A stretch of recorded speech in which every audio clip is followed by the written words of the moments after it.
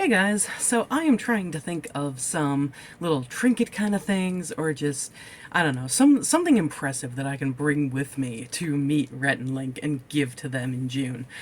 I have the distinct feeling that June 9th of this year is going to be another greatest night of my life kind of thing.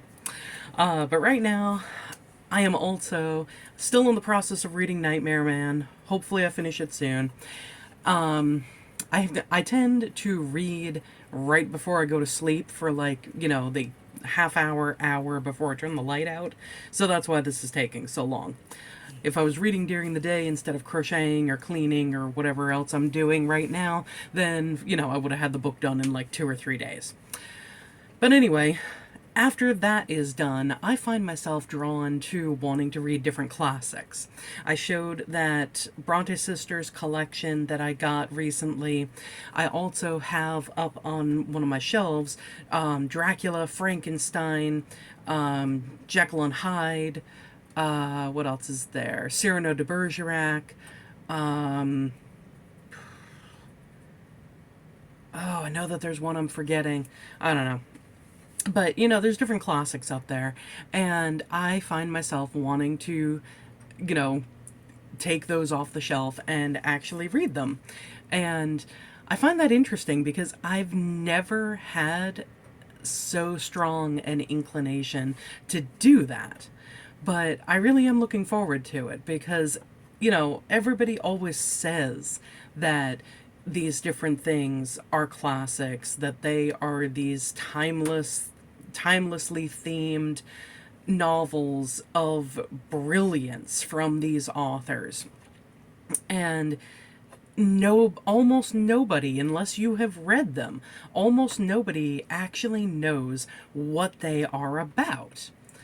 I think I've ranted about this before, but Frankenstein, there's no Igor in the Frankenstein novel. All the movies that you've seen that you think, oh, well, now I have an understanding of the story. Yeah, no, not really.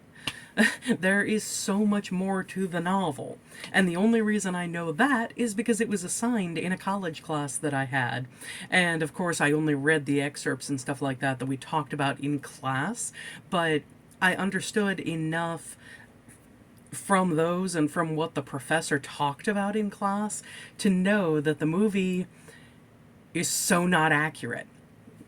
And Jekyll and Hyde, takes it. Jekyll and Hyde, one thing that I love with that one is that the musical takes so many different lines from the book and incorporates them into the songs or into just lines that mostly Jekyll says.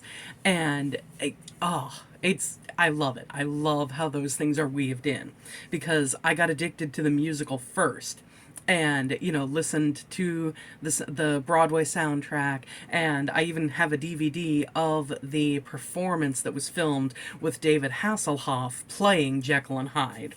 And it's not bad. David Hasselhoff can sing, but when you pit him in a part opposite actual Broadway actors and singers, you can tell the difference.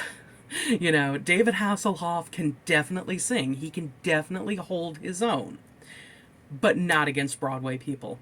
There is just such a stark difference between his singing and the Broadway singers singing. And, in that setting, the Broadway singers are up here and David Hasselhoff is down here.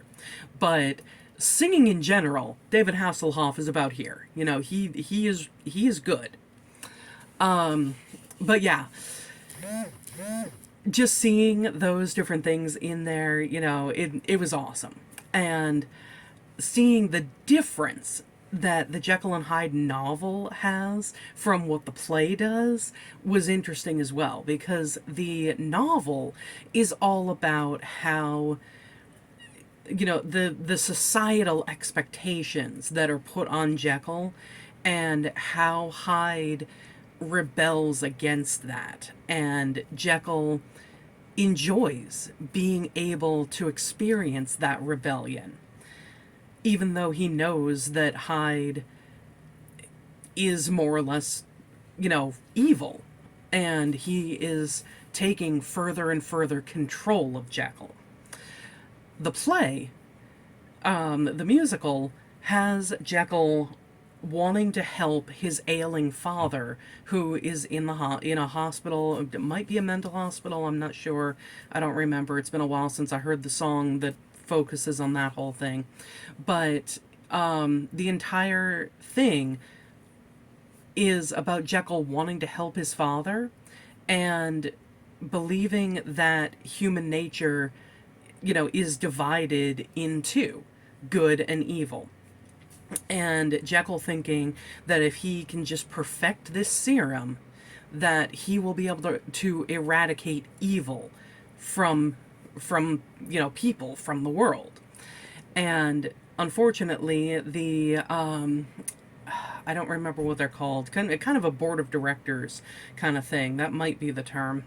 Anyway, they call his ideas insanity. They tell him that he's nuts for wanting to experiment on an actual person, and everything, and they deny his request to be able to basically inject his serum into a living person to see if it has gone far enough and be able to eradicate evil. So Jekyll decides to experiment on himself. And in the musical, you can legit blame the entire fact that he does this on, I believe it's Utterson.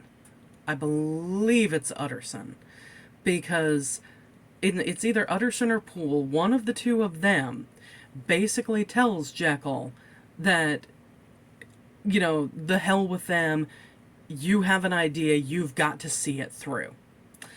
And so Jekyll injects himself with his serum, and thus Hyde is created.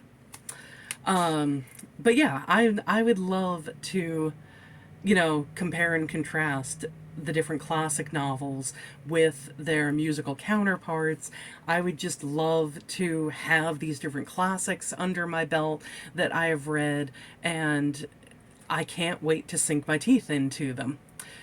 So, I will talk about them when I get to them, and I will also, as it gets closer, be spazzing about Rhett and Link and getting to meet them again.